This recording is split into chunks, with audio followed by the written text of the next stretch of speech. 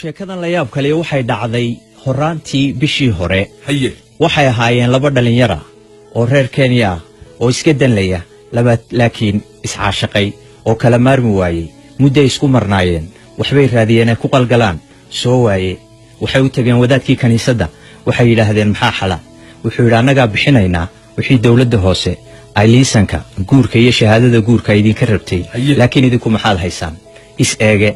midba isbaad waxba ma jiraan boqol kaliya oo lacagta Kenya oo u dhiganta $1 oo kaliya ayuu iska helay inankii caruuska ahaa waa la soo taagay dadkiiba oo kaniisadu waa buuxda dadkii la hadlaa la yiri maxaa maqan baa la yiri fargaladiiba ma hayo orod buu isdhigay dibaddu u booday farantiyo ama fargalo Soomaaliya oo xadiid u soo siiyay 100 shilin wadaadkii buu la yimid yiri sukaayo meheri faraha loo galiyay halkii baan xafladii ka dhacday marka meherkaas oo dhan 100 shilin oo lacag Kenya ku kacay waxa soo dhan wuxuu ku kacay 100 shilin oo kaliya oo $1 u dhiganto labadoodaba labada fargalo kaliya waxay hanti haysteen system ma xigay marka waxa xigay dadkii waxa warbaahintii Kenya ayaa qaadaa dhigtay waxa la yiri waa jacayl dhaba wadada isku xiisay aan kala go'ay aan iskhiyaameyneen dabeetana social media waxaan la yiraahdo Facebook-yada iyo Twitter-rada ayaa lagu qaadaa dhigay ummadii Kenya oo dhan ayaa ka maqsuudayo la dhacday siday isu guursadeen dabeetana waxa dhacday inay dad badan u kacaan oo yiraahdaan qoyska hal caawiyo oo hal siiyo balse uu hal isku keeno intii qaaraanka la gurayay ay bishii January dhamaatay February baynu galay iyadoo lacagtii la soo sidaa leeyri Valentine-kii baa soo socday maalintii caashiqa dunida ay muuneynaysaa maalinta halala sugo shalay ay haddana mar dambe aroos la yaab leh u dhacay qoyskii waxa ku baxay arooskan shalay dhacay $35,000 lacag ah ajiib waa meherkii $1 ahaa ya arooskiisii wuxuu sababay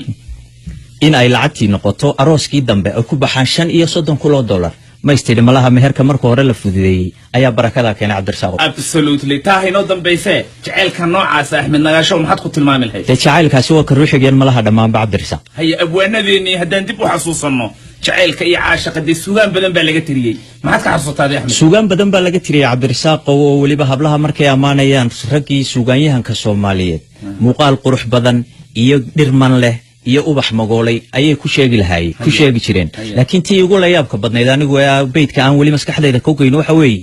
manka ay dadku ku sheegayeen ee hablaha lagu cabirayay ninkii maraga u qabsaday baa jiray oo kuma aha Faysal Umar Mashtaag baa wuxuu yiri intuu ubax dul istaagay udgoon qurux badan ayuu ku yiri allaan kugu dhaariyay ubax yahow miyaanay asli ka udgoonayn ajaa'ib anna waxaan xasuustaa markii kale jaceelka la amaanayay ee la yiri kalgacaylku waa qani caashaka qaraweyn qiimiyo wanaag badan halistu afaro ila la hatarenkiyo ku eka intinuga jacayli yariyo edib baanu galaaye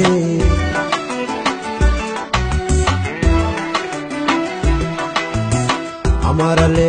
urkaad ku taala amarale oridaydi noqotay amarale ubad ayatiliyo amarale udubkoodu raagaaye